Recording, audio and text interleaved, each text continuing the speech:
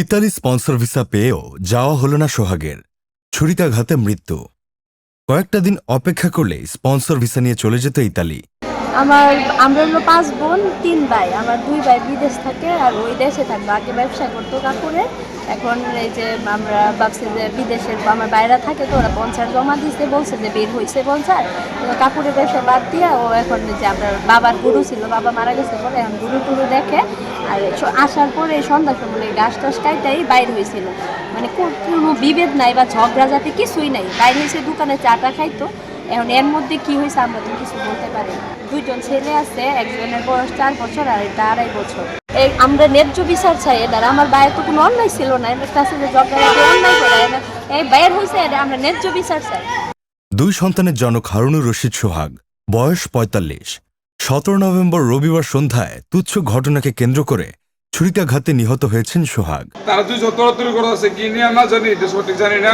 তরতরির ক্ষেত্রে আপনার জসিমের একটা চর মারছে। চর দেওয়ার পরে জসিম উঠতে তো এরপরে সুইচ গেয়ে বাই করছে, সুইচ গেয়ে বাই কিরাতে সুইচ গেয়ে দেওয়া এর আঘাত করছে। জসিম কি প্রকৃতির লোক? জসিম হলো আপনার নেশাগ্রস্ত ছিল, নেশা করে। এগুলো আমরা এলাকায় সবাই জানি, একটা এলাকার বাজি ছিলেন সমাধি করে। ঘটনাটি ঘটে উপজেলা শিবপুর ইউনিয়নের শম্ভুপুর রেলগেট ও পৌর শহরের শেষ সীমানা জগন্নাথপুর লক্ষ্মীপুর এলাকার শাকের হাজির বাড়ির মোকামের সামনে। সোহাগ শম্ভুপুর রেলগেট এলাকার মৃত গিয়াসউদ্দিনের ছেলে। এদিকে অভিযোগটি উঠেছে শম্ভুপুর কান্দাপাড়া এলাকার কফিল উদ্দিনের ছেলে জসিম মিয়া, বয়স 35 এর বিরুদ্ধে।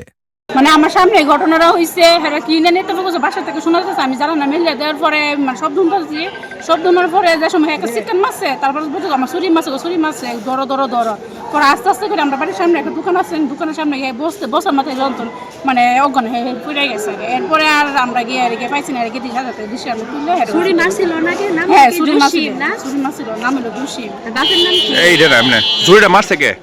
মারছিল যে যাকে তো নেতৃত্ব করতেছে, হ্যাঁ ছুরি মারছে। নাম কি? হ্যাঁ নাম হলো জসিম। মানে জসিমে ছুরি মারছে? জি জসিম। আপনি দেখছেন নিজে নাকি?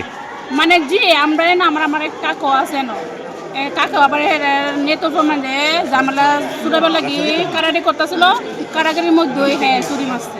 বুঝছি, ঝগড়া তর্কের মধ্যে গিয়ে ছুরি মারছে। হ্যাঁ জগা তর্কের মধ্যে ছুরি মারছে। এটা মানুষ আসছিল আর কি? মানুষ মানে দোকানে বেশি মানুষ, দোকানে থেকে আপনি এটা দোকানটা না লেলদারে এই পাশে একটু মানে টাওয়ার গাছটা নেই, টাওয়ার সামনে এই দোকানটা। বুঝছি। এই কোন জায়গাটার নাম কি? জায়গা হলো আমরা শম্ভুপুর বড়কান্দা। হ্যাঁ মানে আমরা এটা পুরসভার ভিতরে, আমরা পুরসভা বাইরে, পুরসভার লক্ষ্মীপুর শেষ মাথা। রেল লাইনের পাশে? হ্যাঁ রেল লাইনের মাঝখানে।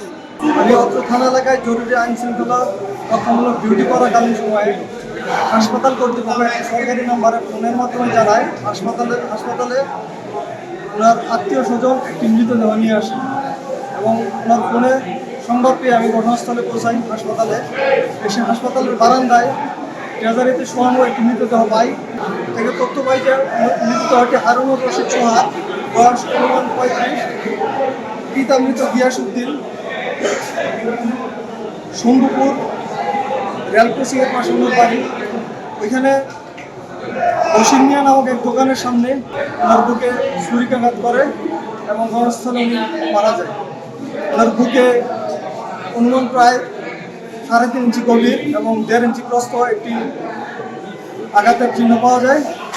আমরা এখানে সুরক্ষা প্রতিবেদন প্রস্তুত করি এবং মৃতদেহটি ময়নাতদন্তের জন্য পাঠানো হবে।